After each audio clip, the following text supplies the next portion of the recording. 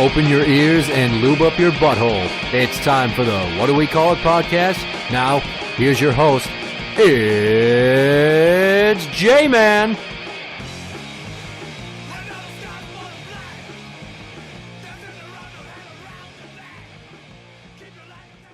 Welcome to the What Do We Call It podcast. I'm Jmann. And I'm number one fan, Tim. Happy New Year. Happy New Year to you. I'm having a crappy New Year. Already? We're barely 14 hours into it. Yeah, well, it didn't end so hot. What happened? Did you get sick? Well, here's the thing. I had work Saturday night, and I really wanted to take the night off, and I should have taken the night off. Saturday night? Yes. Okay. And I went to work at 11, drove there.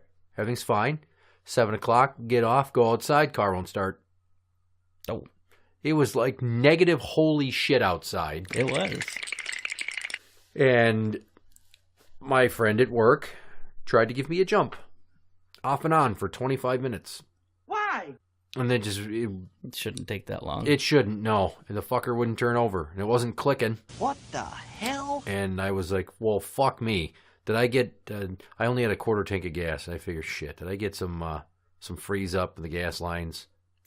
Yeah, when you start getting below like 10 degrees, you want to make sure you keep about a half a tank in there. So I had to leave my car at work. And he gives me a ride home like I'm a, fucking child. Later on in the day, 2 of the kids had slept at my parents'. The other 2 were with the wife. She comes home with the 2. And we got to go pick up the other ones. So I'm like, okay, this will be fine. We're going to go and get some ISO heat or some heat from Menards, a gas additive. Mm-hmm. I've used it. We drive up to work, and I pour it in. And we wait 10 minutes. And I try to start the car. Nothing. Probably Nothing. Still needed a jump. I don't know about that. It's kind of hard to say because, even if it was just a frozen gas line, it would still try to turn over. Yeah, it tried to turn over in the morning, and then it wouldn't do shit later on. But the dome light would still come on, the radio would still come on, and the fucking fan would still blow if I turned it on. So your starter took a crap on you. Yes. Yes, that is what the wife had to tell me because I am not a car guy. Oh, shit. You should have called me. I would have come saved your ass. Well, I called for a tow truck. That's expensive. Well, I first called my insurance company because I have free tows. You do? Yeah. Cool. I wonder if mine has that. Well, I have State Farm. I'm State Farm. Well, you should probably have free tows then. I hope so. Well, if you ever need it, you just call them and ask. It's the 1877 number on the back of your insurance card. 53209. I don't know. And I'm on the phone with the fucking guy, this automated piece of shit, and I had gotten a text message earlier in the day. Right before we left, while I was taking a poop, I get a text message from a friend of mine. He goes, "This is my new phone number." Only it wasn't just to me. It was to like 20 fucking people. Oh, I hate it when people do that. Now, I have a flip phone. So if I send you a group message, it's going to everybody. But if you reply, it's only going to me. Mm-hmm. Yeah. On smartphones, there's the 2 different ways to do it. So my friend had sent this as a group message. So I'm on the phone trying to hit automated options to navigate the phone system of my insurance company, and a reply comes in. Fuck! And I'm like, God damn it. Interrupts the whole process. I got to start over. Ugh. I'm going through it a second time. Guess what fucking happens? Another response. Another fucking reply. Fuck! Sorry, I don't mean to laugh. It's just funny. And then I'm like, God damn it. I hang up and I'm texting my friend back. I'm like, you know what? I want everybody to see this. I'm like, oh my fucking God, why did you send this as a group message? Now every reply to you goes to everybody here. And then there was another one of my friends that was the second reply. I'm like, so-and-so, for Christ's sakes, just start a new message. So the original sender's like, sorry. Too late, damage is done. And then somebody else replies, who's so-and-so? I'm like, oh my fucking God. Cocksucker!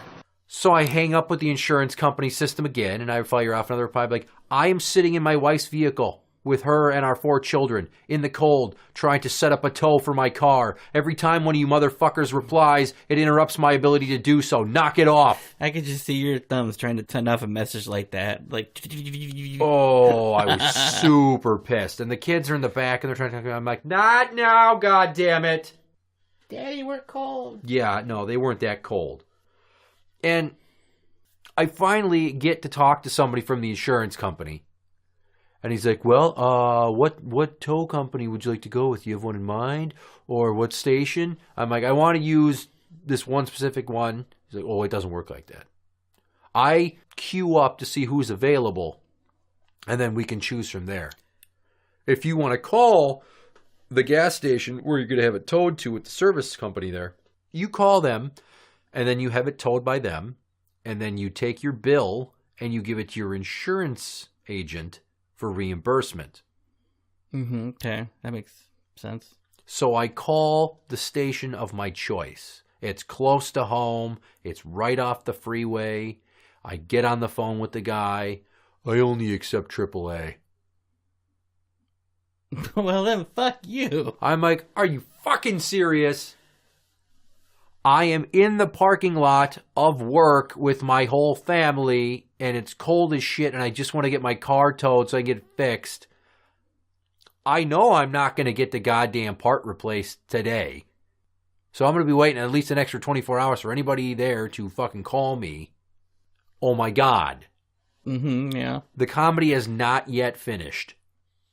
There's more. So I call a different towing company. I set up the tow. They say it could be 1 to 2 hours. Was it camel towing? No, it was not. Okay. That's low-hanging fruit. How could you? And I get it set up, and she tells me, well, just leave a key under the mat for the driver, and then he'll get the car neutral, get it all fixed out. I'm like, fine. So I go in the car, and I put the key under the mat. I'm like, you know what? I got a better idea. So I had already gotten out of the car, gotten back in the wife's car, get back into my car. Take the key. I put it in the above-head sunglass holder. I close it. I get out. I get back into her car. We're about to leave, and I go, fuck. She's like, what? I'm like, hey, you know how when your car works all the time, you instinctively lock it every time you get out? She's like, did you lock the fucking keys? And I'm like, okay, well, go home so that I can get the spare key. Fuck! That's hilarious. I was not happy.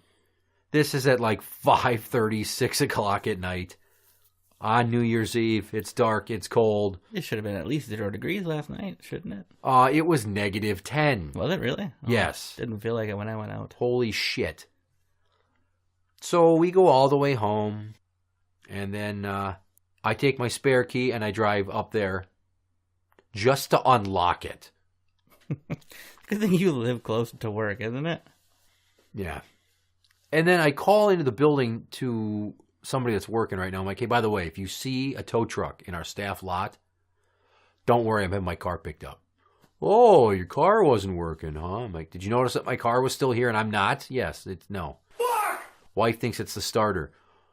Whoa, what the hell? And I tell him that we tried to jump it this morning. It didn't take. He's like, well, did you go out and start it in the middle of the night? No. Well, you should have. Like, that's going to do anything if the starter's going. Yeah, that you just know earlier that your starter's fucked. Right. Well, I suppose I could have got Maybe. it picked up and towed to the station while they were still open on fucking New Year's Eve. Could have got the ball rolling. Yeah, maybe. Point being, he's like, well, I thought you were the one that you don't even leave, like, your fan on in your car when you shut it off because your dad says it can drain the battery. I'm like, I don't leave anything on in my car. I turn all that shit off. I might leave the radio on, but that's once not it's gonna powered drain the down. car battery. Yeah. You can run I think you can run a stereo off a car battery for like 10 hours. Yeah. Well, I go there later to check on my car. Now, thankfully, it's right where I thought it would be. It was locked. But I'm like, where do you put the keys, I wonder? There's a drop box outside the station. I go, look, all that's in there is snow. Because it kind of hangs out into the open. Then I go into the station, there's a guy, and I end up talking to the guy working, and there's an envelope with my key, so I fill out the rest of my information, And I'm like, all right, man, we'll have a good rest of your shift. He's like, hey, yeah, thanks. He's like, oh, yeah, Happy New Year. I'm like, yeah, you too. And as I get outside, I'm like, the fuck is so happy about it? I just left my goddamn car keys with my car that's not working, and the next day, there's no one going to be here to fix it, and I fucking need it Tuesday morning because the kids go back to goddamn school. So now I got to sit here and set up some sort of taxi system. The wife's going to drop off the juice, so I'm good in the morning. But then Chi-Chi goes to fucking school and gets on the bus at like 12:34, 12:35 is when it picks her up In the beast's driveway. And I called the beast. and I tell her, what's up? Well, I have to take Boo-Boo Baby to the doctor for her shots. What time's the appointment? It's at 12:55. I'm not changing it. Well, fucking doctor's 10 minutes away. You're telling me you it can't sounds wait like in your you- driveway and have your daughter get picked up and then immediately go there? What, do you got to stop and get cigarettes again? You can be up to like, I think 10 or 15 minutes late to an appointment before they cancel it. Oh, my God. It's, you know, how many times have I fucking driven her to her car the next morning just to be nice when she left it responsibly at the parking garage by work and gotten a taxi home or something? Like 2-3 times. How many times have I driven her up to pick up her van when it was getting worked on at her shop way up in the almost Elk River and Oka border? I fucking have done all these favors. Occasionally I'd like to cash some of that in. While you two were together or after you two were... After we were broken up. See, you're just too nice. Well, I can't leave her fucking stranded because then I'll never hear the end of it. Well, that's, you know what? That's her fucking problem. That'd be like my ex calling me up saying, well, I need a ride. And I'd be like, well, you got a husband or supposedly friends. You talk to them. I'm not your friend anymore. Well, Loverboy works constantly, and all of this happened before he got his latest Dewey and lost his license again. Plus, her mom works all the time. Plus, we live a half a mile apart. Go on. And a lot of the times, it's to benefit her, so she has her vehicle, so that I get the kids earlier. Go on. Yeah, I'm sorry, but There's always if I an went through end the game shit here. you went through in some ways similar, I wouldn't. No. Well, I'd say that it's probably worse if somebody tries to burn down a house with you sleeping in it than it is. No, if not somebody tries. Succeeded. Yeah, but you I just didn't. happened You to didn't leave. die. She didn't get all that sweet life insurance money and a fresh start with 2 dead kids and a husband and all that I don't- sympathy dick. I don't know what my insurance was back then. You know. But the point being, I wouldn't do any favors like that. I don't care. I'd be like, tell you what, I'll take care of the kids. You do whatever it is and get your shit in order. I do lots of favors for people. It's what I do. So anyway, I check on my car, I leave it, and I go home, and we put the kids to bed after watching Small Soldiers, which I had never seen. That's there's some good parts in that movie. I'm pretty sure it's done by the same people that did Gremlins, because there's a lot of references to Gremlins. Like the old guy with the snowplow thing, Joe, from Gremlins, is in it, and his name is Joe. And then there's somebody has a computer password, Gizmo. Yeah, there's a lot of references in there, but God, who did Small Soldiers? I don't know. Wasn't that Steven Spielberg who did Gremlins? Yeah, it was. Could be. He likes to do the family movies that are kind of borderline family. Well, Like that one had a lot Gremlins. more borderline violence. Holy Christ. Oh, it was a violent movie. It's like, but some of the soldier little toy things, they were fucking. I mean, they were hilarious. Yeah.